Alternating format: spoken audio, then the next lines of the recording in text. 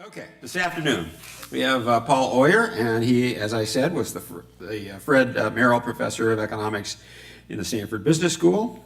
He's a research associate of the National Bureau of Economic Research, and he's actually editor-in-chief of the Journal of Labor Economics.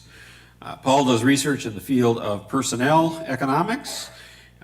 He has done several studies of the nature of firms' pay and how they provide incentives for their workers and align the incentives with shareholders. He looked at how salespeople and executives react to incentive systems and why some firms use broad-based stock options in their compensation systems and others don't. He's done work on how firms have adjusted their human resources practices to increases in the legal barriers to dismissing workers. In fact, one thing I learned early on, one of my students was Portuguese, and I learned that in Portugal it's essentially impossible to fire a worker. And so I presumed, innocently enough, that there must not be much unemployment in Portugal. Turns out there was lots of unemployment in Portugal, because who would hire a worker if you have no flexibility of firing a worker? So I had some direct experience with that. He holds a BA in math and computer science from Middlebury College, and an MBA from Yale, and an MA and PhD in economics from Princeton. Now, I was going to ask about one thing. He says in a new book entitled "Everything I Ever Needed to Know About Economics, I Learned from an Online Dating Service." And what I wondered was, well, where does that leave Princeton? When supposedly he has an MA and a PhD from Princeton, but I guess he learned nothing from them and he learned everything from the online dating service. So here he is, Paul Oyer. All right, thanks for having me. Yeah, there's a little bit of marketing in the title. I didn't mean any disrespect to my graduate institution, from which I did learn a great deal. So first of all, thanks a lot for having me. I like a slightly liquored up crowd. That's good. So I appreciate that there was some wine flowing ahead of time. I have to say I'm a little embarrassed to be up here talking to you about matching markets and things in my book, not just because it's kind of about online dating, which is part of what we're going to talk about, but partly because I'm just a complete intellectual arbitrager here. I'm a thief of others' ideas. I'm going to tell you about applying a lot of economics to the real world, and I'm very happy with my book. I hope people will read it because it's hopefully a way to learn about the economics of everyday life. But you should understand that the deep research that went into the ideas I'm going to present to you were done by others, many of whom are here. So Al Roth won the Nobel Prize for stuff I'm going to talk about tonight. And, I don't want anyone to think I'm claiming these were my ideas. John Levin, who's here as well, and Paul Milgram have done a lot of the path-breaking work in what I'm going to talk about. But, I'm going to do it without as much math, so hopefully it'll be a little easier to deal with. So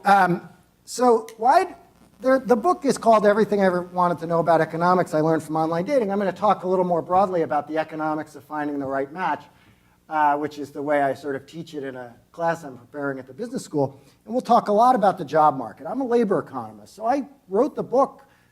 And there's a lot of online dating in the book. There's probably at least as much in the book about the job market as in online dating. Each chapter sort of starts with online dating to get people interested.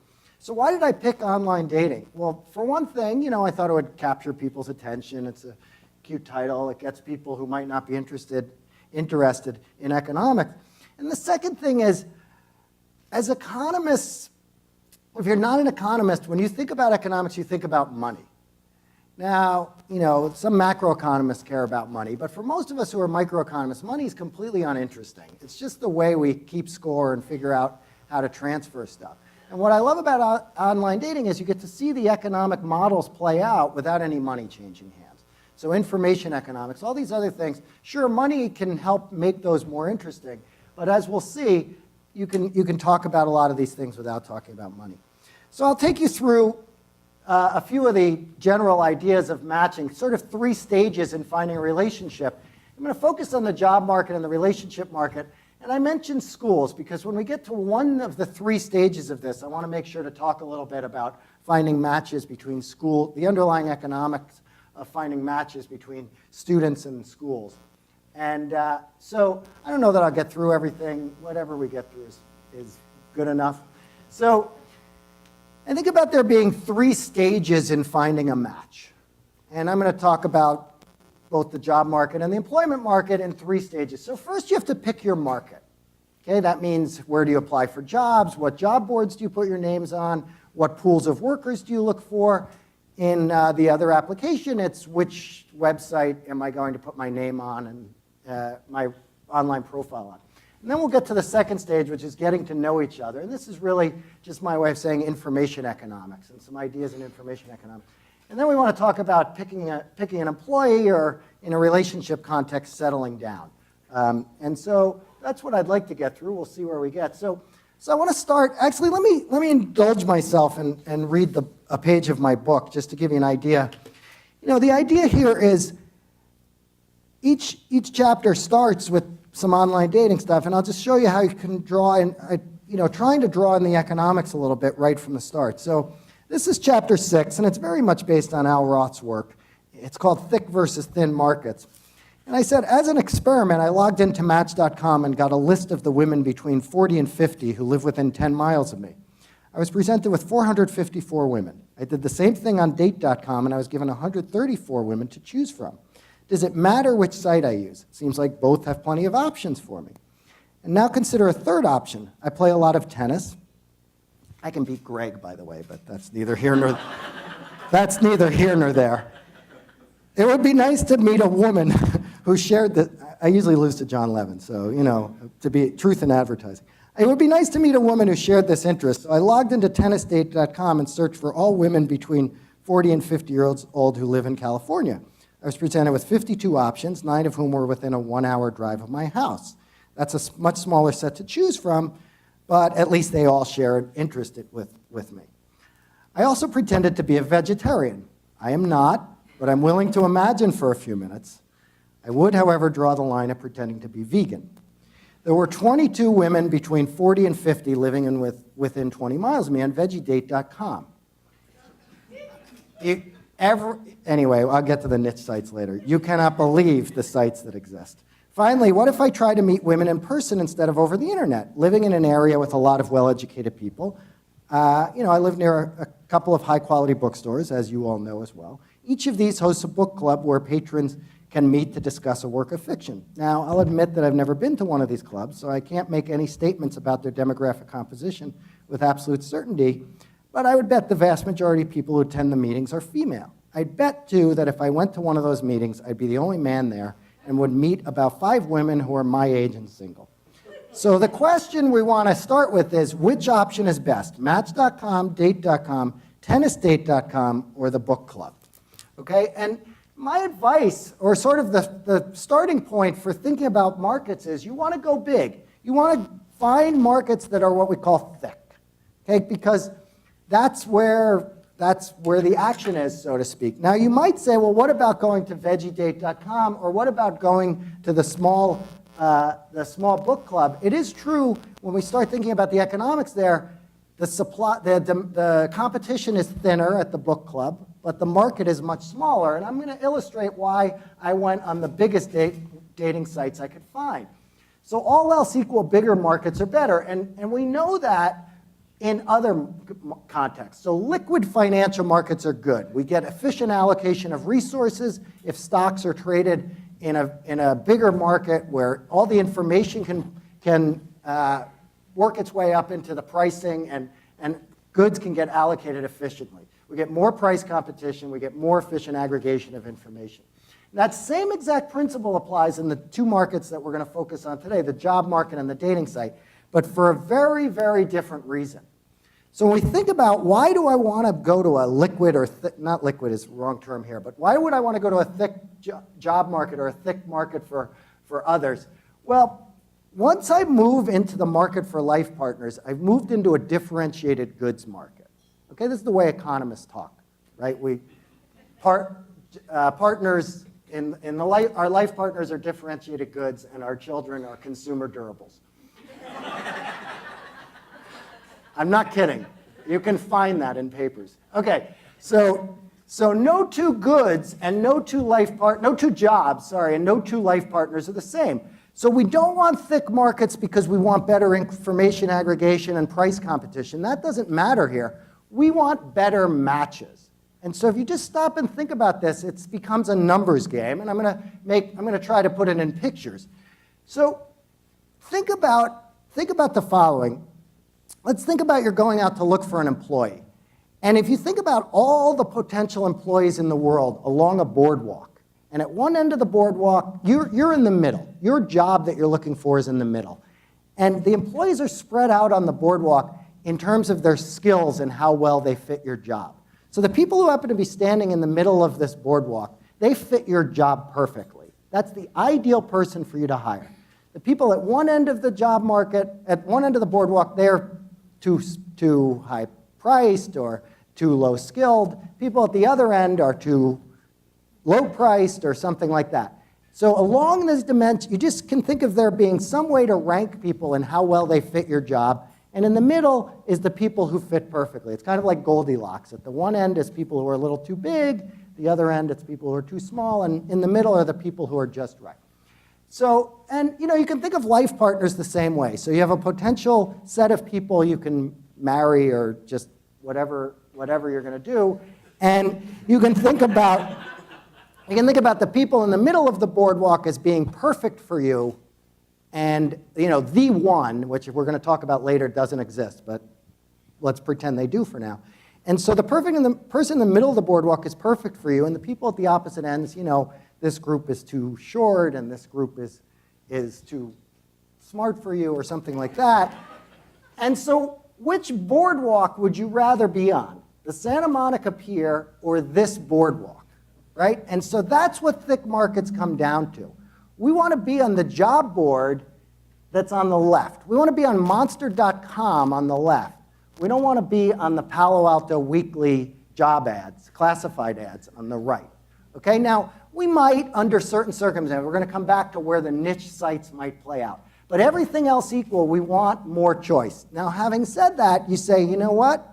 There's a problem with that, which is if I go to that boardwalk and I get plunked down, there's millions of people who might fit my job, who might be good fits for me in the job, or there's many, many women who I might be a good fit for, but how are we all going to make decisions? Too much choice can be bad. And so the strategic, I'm just going to talk economics tonight, but the strategic side going forward, when we think about, well, how can I get better job boards and how can I get better dating sites, I think the competition in the future is going to be taking these very long boardwalks full of people and getting the software algorithms and the other methods so that you hone in on the right people. Or another way of saying that is, when I go to monster.com, I have too many people to choose from, and how is monster.com going to get better and compete with other job boards? It's going to present me the 10 right people from the huge supply that it has. Or in the case of match.com, it's going to present 10 women who would be perfect for me rather than the thousands of options that I have. So that's strategically going forward an important part that needs to be worked out. But the thick market that gives us the choice to begin with, that's a huge advantage. So now, coming back to this, so thick markets are a good idea. Now, having said that, what about these other sites? For reasons I can't understand, farmersonly.com has been hugely successful, okay? That one works. And a couple of the niche sites work, and we'll talk about why. Tennisdate.com and veggiedate.com, they're just not going to work. They don't work, and they're kind of going by the wayside. And why is that? Because if I come back over here, and this is me on the boardwalk somewhere, and there's all these people around me, a lot of them play tennis, but a lot of them don't. Right? So I don't want to be these niche sites are taking the market and just thinning it out unless these niche sites are slicing the market such that it's only the people who are close to me on the boardwalk. Then it can work very well, and we'll talk about examples where that can be true. But niche markets focus things down very quickly in ways that aren't important. So there's a site called I Love Dogs. Well, we'll get to that in a Anyway, so thick markets these can potentially be thick markets in their own right, but only on the only if they are limiting themselves to the people on the boardwalk that are near you on the boardwalk. So these sites, it turns out, if you think about these niche dating sites, and I'm going to come back to the labor market in a second, I promise, these niche dating sites can be great if there are a lot of people in that niche. So if the group of people is sufficiently large that the boardwalk can be full of those people, that's, then a niche dating site can work. And the niche basically has to be a deal breaker. So if everyone near you on the boardwalk is in that niche, then you can have a nice thick market of people like you. So let's think about that breakdown. Where do we see these thick markets that are going towards specialization? And where do we see them going towards the broader thing like Match.com? So glutenfreesingles.com exists. It will not exist for long. I'm sorry, you probably have some venture capitalists who are SIEPR Associates. I hope I don't insult any of them, but this would not have been the first investment I would have made, is gluten-free singles. And my argument for that is it's just not a deal breaker for enough people. So you're taking all those people on the boardwalk who are very good matches for you in every way other than being gluten-free, and you've wiped them off the boardwalk, and you end up on the right side boardwalk, the desolate one with nobody on, with just a couple of other gluten-free people on it. You must love dogs dating. I have a dog. I love my dog. I cannot tell you what a fool I am about my dog. Now, I haven't mentioned this yet. My significant other, who we'll get into that story later maybe, she loves dogs too. But we didn't go on the dog dating site and meet there because it wasn't a deal breaker. Now it worked out well, and we like dogs, not necessarily each other's, but we like dogs. And so as a result, we sort of didn't pare that down because that wouldn't have, and so those types of niche sites that are not deal breakers, they're not working so well. Okay, they're not going to make it. They eliminate many people. Basically, they're eliminating that slice on the boardwalk that's near a lot of it. But here are a couple that are doing very well. ChristianMingle.com. There's a Latter-day Saints site that's doing very well. I can't remember the name of it. Our Time is a 50 plus. It's for older people dating. These types of sites where everybody who's near you which are narrowing the boardwalk down sort of along the slices rather than along the lengths, those have a chance. They're keeping the market thick in your area, and they're sort of specializing in a way that makes sense. So these sites are likely to be more successful. Almost everyone who's close to you on the boardwalk at least thinks about joining these, would be potentially able to join these sites. Okay, now I promised I'd get back to the job market, and let's do that. The exact same ideas apply on job sites. Monster.com is great for many places. Monster.com is a fantastic website for finding a lot of people. Like I said, if they get their algorithm better for matching, then that would be even better. And that's where I think, by the way, just an aside, LinkedIn has made a lot of progress because they're helping sort of make the market very thick and at the same time focus you in on the right people, matching the two sides together. Their algorithms or their ways of doing that have been a little more successful than but the specialized sites have their place too. So I have another project where I go out and I interview small business people. It's kind of a fun project, fun thing to go do. And we've interviewed a company down in Pensacola, Florida, that is the Christian Mingles, if you will, to the equivalent of relative to Monster.com of one of the specialized dating sites. What this site is doing is every year, you've heard of the big four accounting firms. There are thousands of accounting firms every year hiring people coming straight out with bachelors in accounting. So that's a matching market that needs to be solved in exactly the same way the online dating market or some of these other markets need to be matched. But it has very specialized needs. You have to have certain certifications. It's targeted to a very certain audience and so forth. So all the generic stuff on Monster.com isn't specialized enough, and the fact that you can see all these other employers isn't valuable to any of these would-be accountants. So this company that we interviewed called College Frog is specialized on that market, and I don't know exactly how well they're doing, but they're argument would be, just as Christian Mingles can make it as a niche site, in the job market there's niche sites if you have a specialized need. They're not going to become. Now let's stop and think about what are the economic drivers then of the job market, about how do thick markets apply to sort of your career. Well, there's a nice paper by a couple of guys at the University of Chicago that established a few important empirical facts. This is a number of papers, actually, that I'm kind of mixing together here. But if you look across papers on the job market and market thickness, what you find is that the bigger the geographic area, the better the match between employees and their employers, okay? So and the more specialized they are. So one way of thinking about that is, and that's easy for us to relate to here in Silicon Valley, is in Silicon Valley, the engineering jobs are the crowded boardwalk, right? There are many engineers of high quality spread out across the boardwalk, and there are many jobs very specialized in the needs they have for an engineer. Whereas if you're, let's say, Kansas City, which is about the same metropolitan area size, there's plenty of good engineering jobs, but they're not as specialized, and you can't, if you shop around for a job in Silicon Valley as an engineer, you're eventually going to find something that matches your skills really well, because there's so many different iterations. And you see this in the data. What happens is when you go to a place like Silicon Valley as an engineer, or just bigger markets in general, young people job hop more because the options, the jobs are more differentiated and they can find something that's more finely tuned to their skills. But once they're more experienced workers, change jobs less. Okay? Now, Silicon Valley is an exceptional place in some ways. People are always job hopping.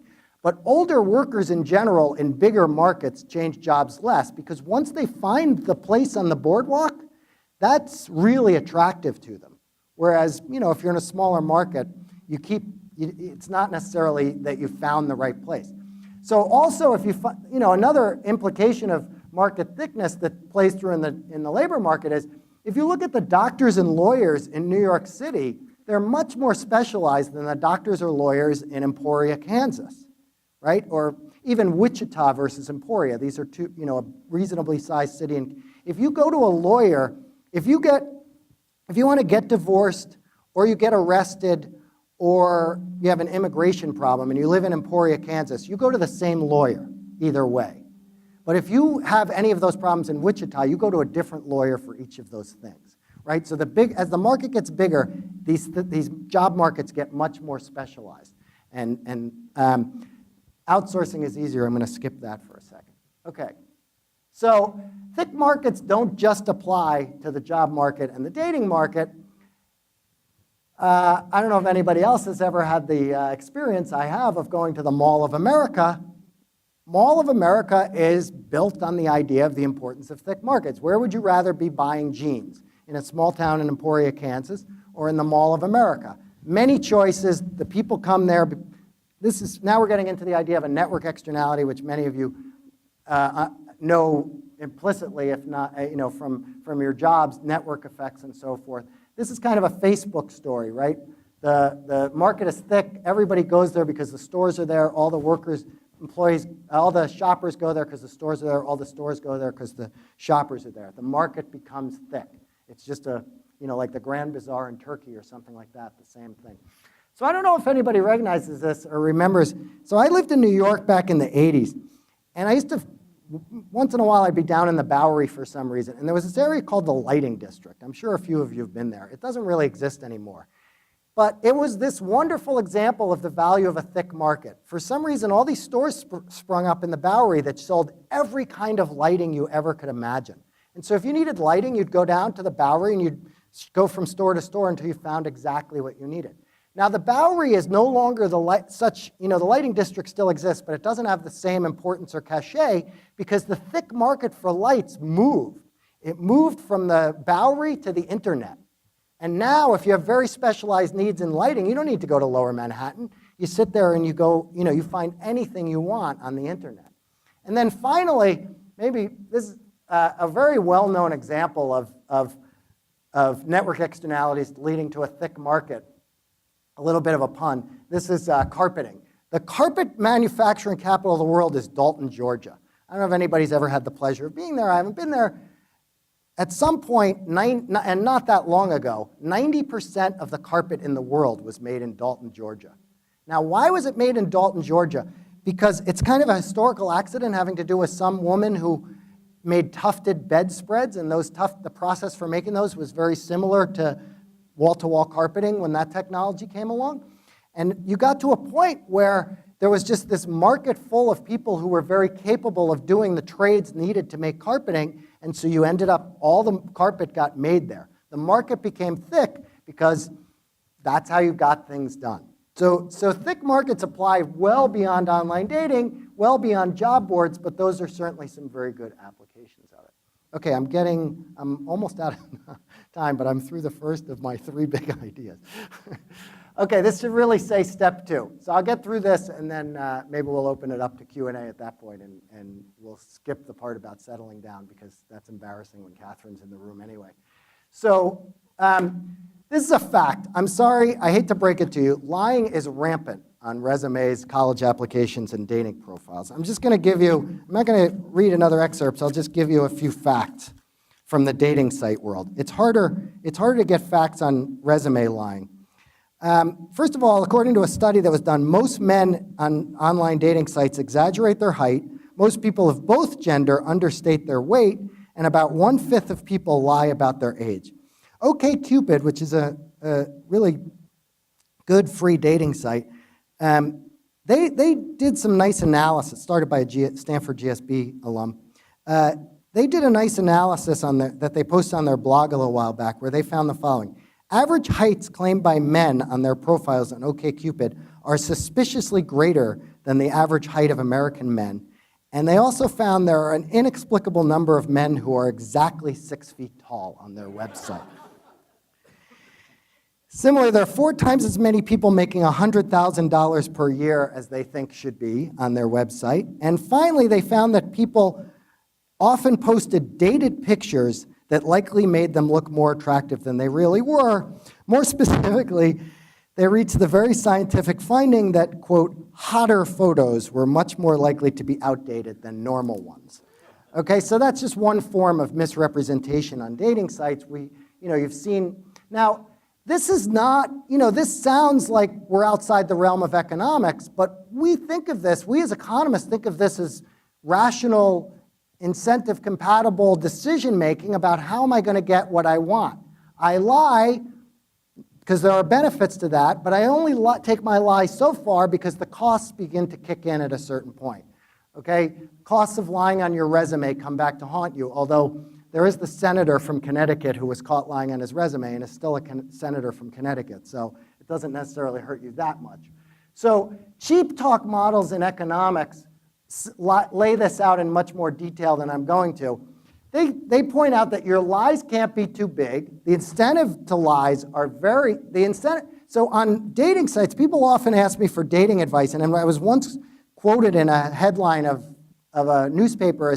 It said, economists advises people to lie. I never did that. I never did that, for the record. What I do say is, I do remind people that other people are lying. And so this has 2 implications. One is you have to keep in mind that the other people are lying and do with that information as you will. The other is you discount what other people say. People know that. This is not just on dating sites. It's true on resumes and so forth. It's true of executives making statements when they're trying to pump up their stock and so forth. So knowing all of that, what do you do about it? How do we fix these problems on dating sites, on job boards, on so forth? Well, on option number 1 is you verify. How can I verify the information I give you? Well, on jobs, we have systems for doing it. One of the things that maybe help LinkedIn out relative to some other places is these endorsements. I get endorsed all the time on LinkedIn. I don't even know what that means.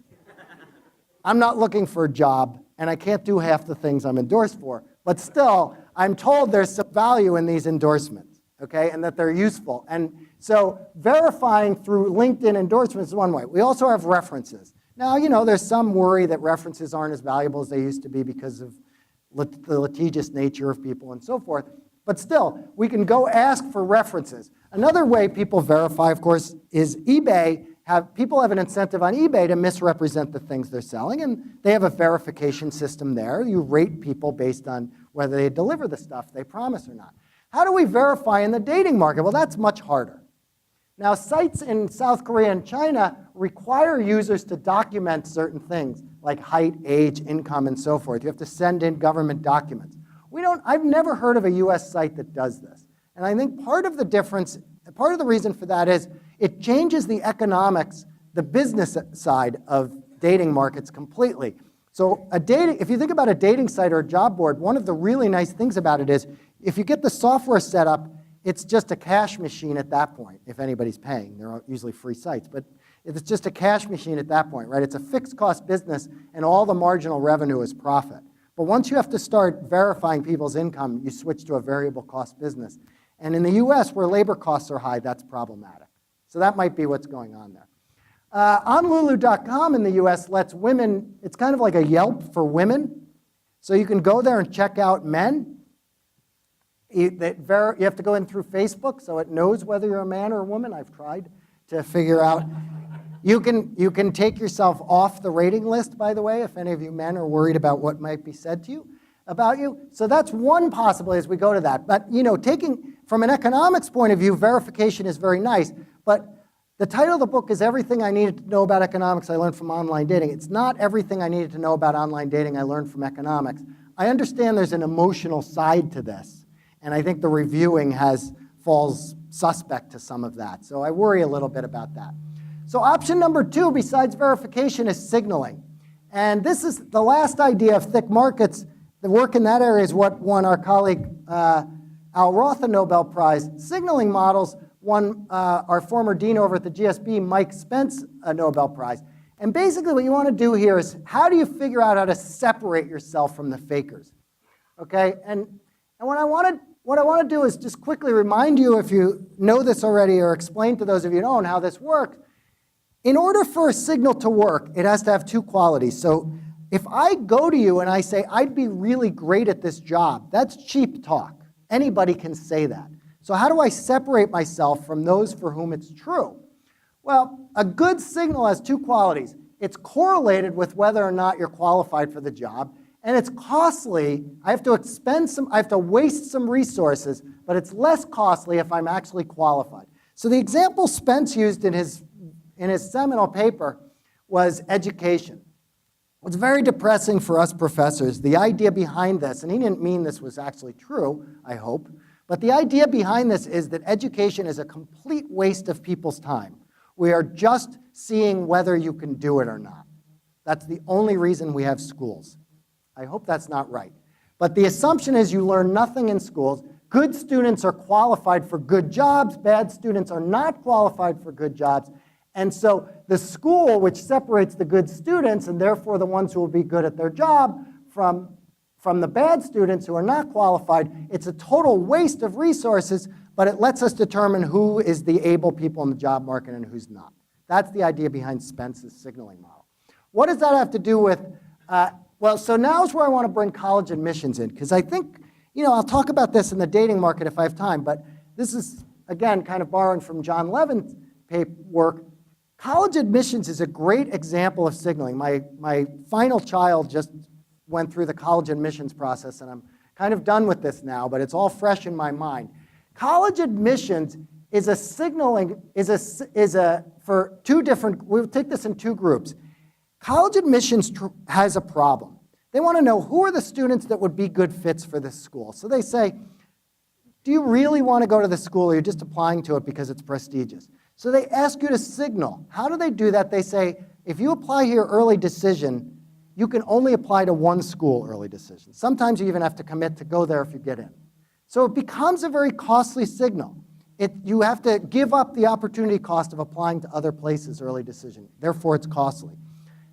And why? And this is the part where you have to question whether the second part of a signal being good is the people who apply early decision have thought it through, and they actually will be good fits for the schools they're applying to. If we're willing to accept that, then early admissions to college can be a very valuable and socially efficient thing. It sorts people more quickly. We definitely see if you apply early, your probability of going in goes up substantially. So schools seem to be acting upon the logic I just said, although you can also chalk that up to trying to get their yield rates up, which, there's some gaming of the system.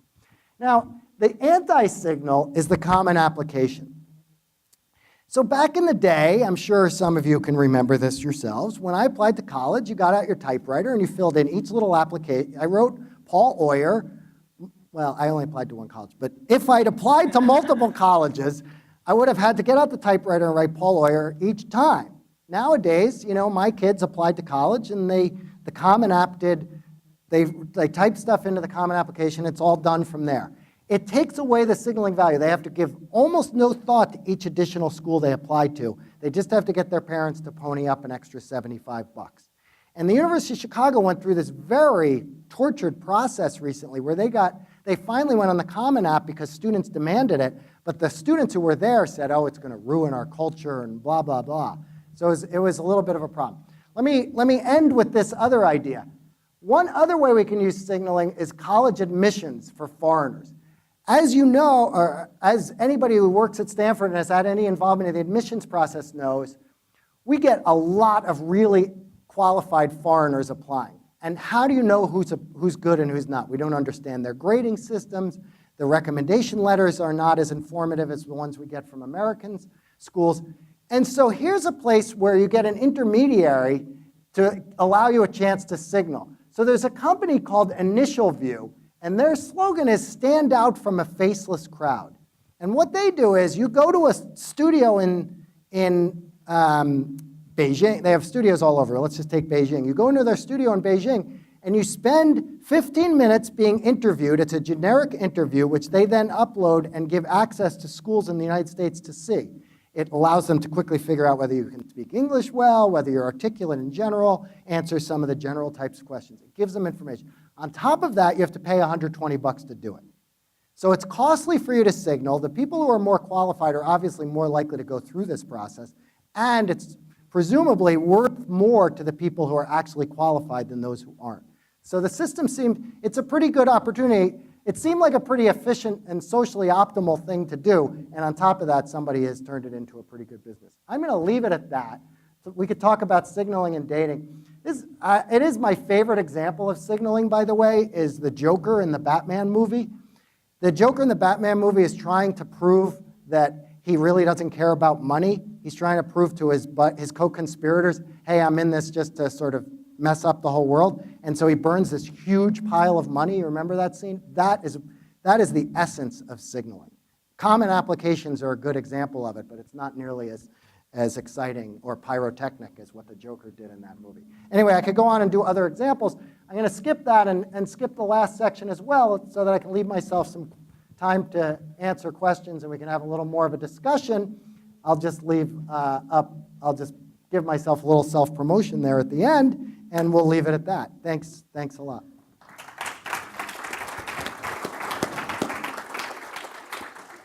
Okay, we have time for questions. Do I sit down with you? Or Yeah, it's up to you, really. Prefer to stay up? I don't know. Yeah, sure. Why not? Okay.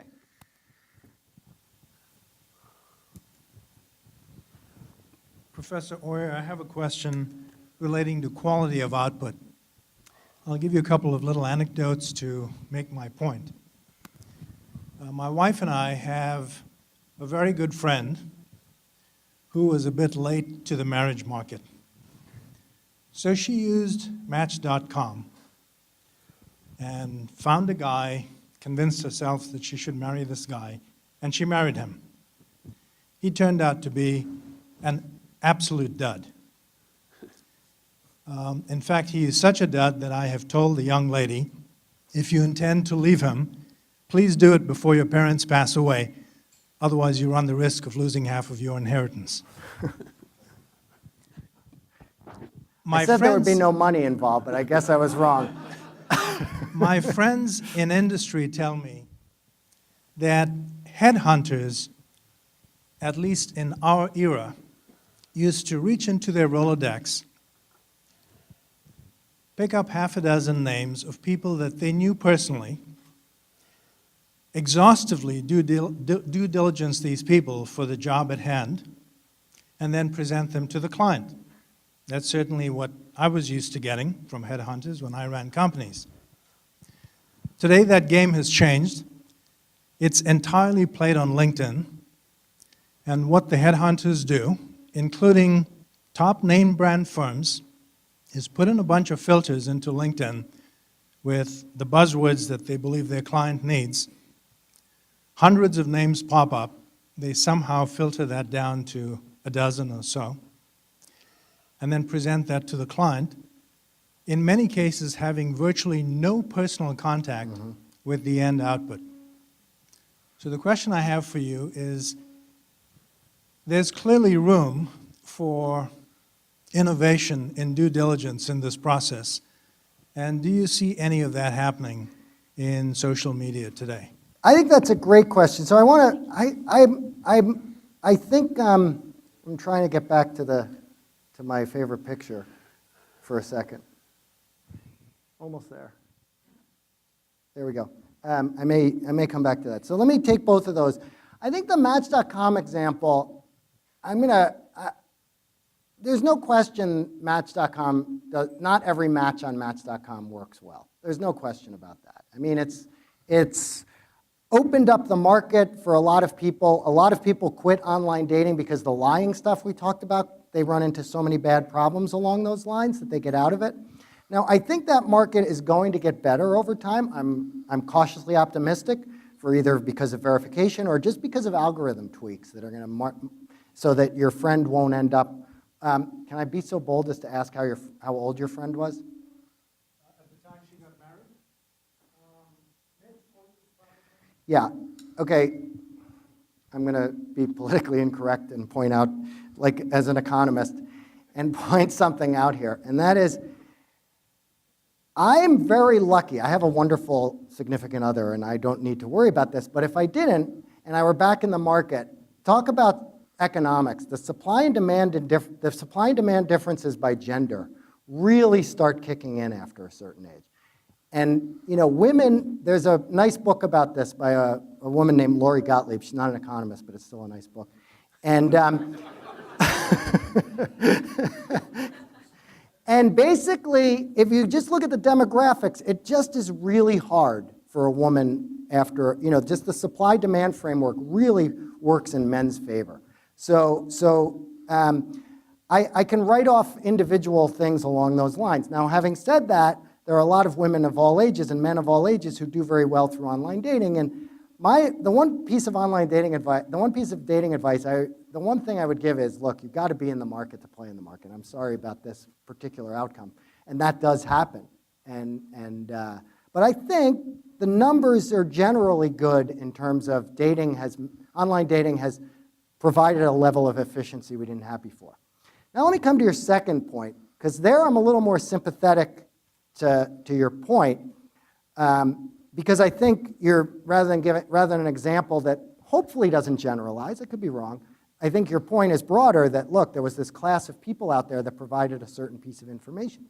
And if we go back to we've all seen Fiddler on the Roof. If you go to a market that small, the matchmaker, that's all you need. You don't need Match.com. You need this intermediary who has all the information, which is what the headhunter was. Now, what that is that's fine on the smaller markets. So I think a headhunter is good enough. The old headhunter version still works really well in like CEO markets. And I think that you still see that you see firms doing this more, private equity firms thinking much more about this. So rather than going to outside headhunters who are just going to go to LinkedIn, they hire HR guys who are sort of getting their own network of people going, and they move them around the portfolio companies because that's where it really matters. The types of things we've talked about here, I would say apply better in bigger, broader markets like all software engineers. The very top, yeah, I absolutely agree. Sort of an old-fashioned Rolodex can still do the trick a little bit better. And I think as the market shakes out, people are going to realize that's how you make money in headhunting, is either taking the LinkedIn information and using it better, which I think that's probably more likely to be what happens, or if all else fails, going back to the old market. But anyway, that's a long-winded way of saying, you're right. There are cases where making the market big and thick is inefficient. if there's somebody who has all the information and knows who to go where. Go back here. Does it matter whether or not you're trying to optimize versus come out with a satisfactory outcome? And when I think about it, I always think of Joe Flom, the famous advisor to mergers and as a lawyer in New York, saying the perfect is the enemy of the good. Yeah. And I kept thinking of that as you were talking about that. Yeah, that's the third point. That's the point I skipped. And so we live in a world, we economists understand that we live in a world of constrained optimization. And so this is where the parallel between the job market and the dating market is really perfect here. You want to hire the perfect employee, and you want the perfect partner, but you're not going to find that person, because even if they're out there, you have other things you have to do, right? In a world of constrained optimization, and this is in picking merger partners or whatever context he was talking about is another great example of this. We have to, and the reason I take all the fun out of dating when I use this term, but at a certain point you settle. And we do that in the job market, and we do it in the dating market, and we do it elsewhere. And that's very important, because otherwise you'd never get anywhere in life. So yeah, I'm very sympathetic to that idea.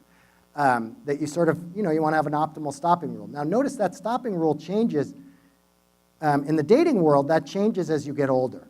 So if I'm young, I should be much more picky than when I get older, right? Because when I'm young, I have more time with the partner if I find someone closer to the one than when I get older.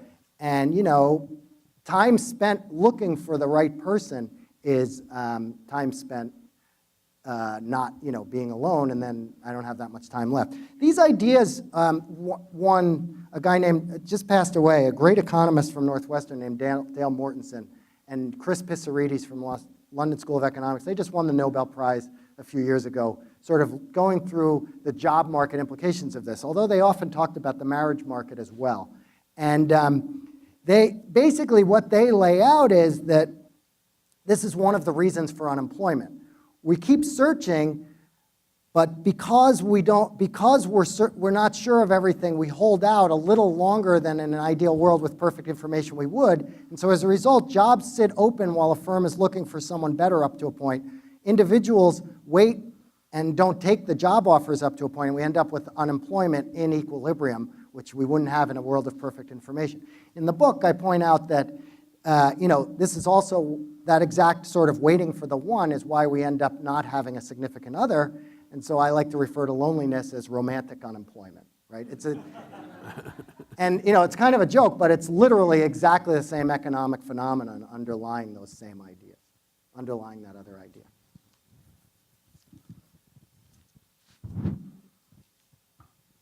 It seems to me that you have a relatively static view of the job market or even the marriage market. And, when I was looking for a job a long time ago, good employers like IBM and GE and those sorts of people, they would hire you into a training assignment based largely on your academic background, and then spend a lot of time, teaching you how to do what needed to be done. I would also suggest that in the marriage market, my personal experience is there's a lot of training and education and adaptation and those sorts of things. And having just had my 50th wedding anniversary, I can tell you that it's easy, but in the beginning it's very hard. It seems that your book and your approach is taking a very static bullet hits a bullet kind of approach, and this leads me to the third member of the family, which is my son, who 3 or 4 years ago in a shop accident, he cut off his thumb.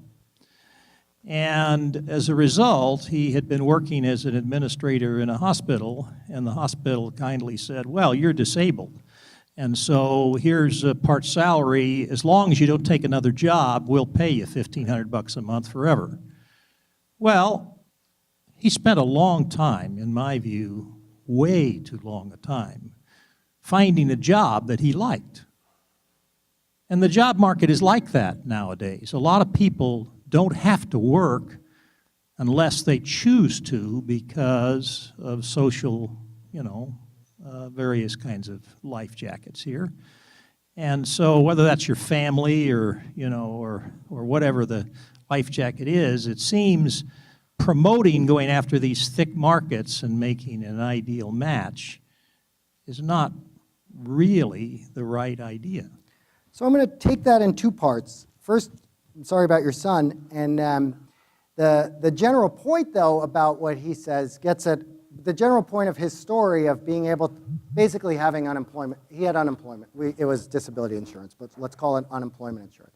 And that's not in the book or anything we talked about today, but it's a very important idea in economics. You want to trade off insuring people against bad outcomes against the fact that that provides bad incentives. This is a class of models we refer to as moral hazard.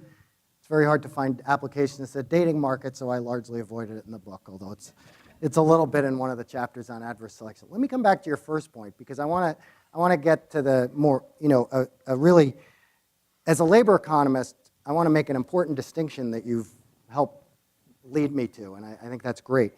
And that is when we think about the match between an employer and an employee, or a husband and a wife, or whatever, there are two parts of it.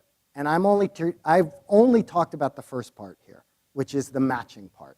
So there are two very important parts to whether you're going to be a good employee. One is what we call the matching part. The other part is what an economist would call the firm-specific human capital, or the marriage-specific human capital. Okay, and so once you're at a firm, and IBM had a certain culture such that you developed that firm-specific human capital. It was in the firm's and your interest to stay together for a long time. Those ties grew over time and so forth. Very important part of the job market for a long time.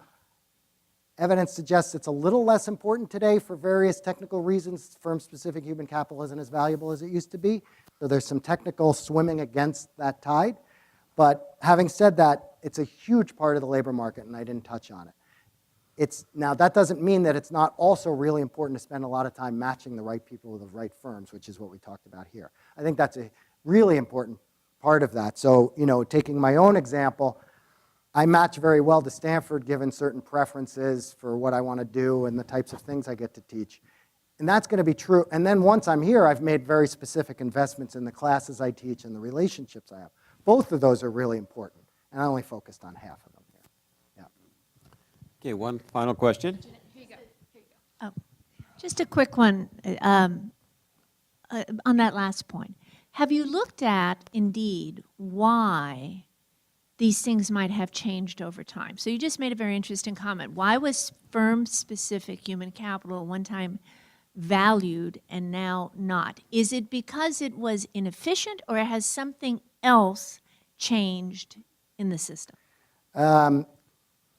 This is, I think of answers to questions in terms of which chapter I'm thinking of. This is a chapter 8 question.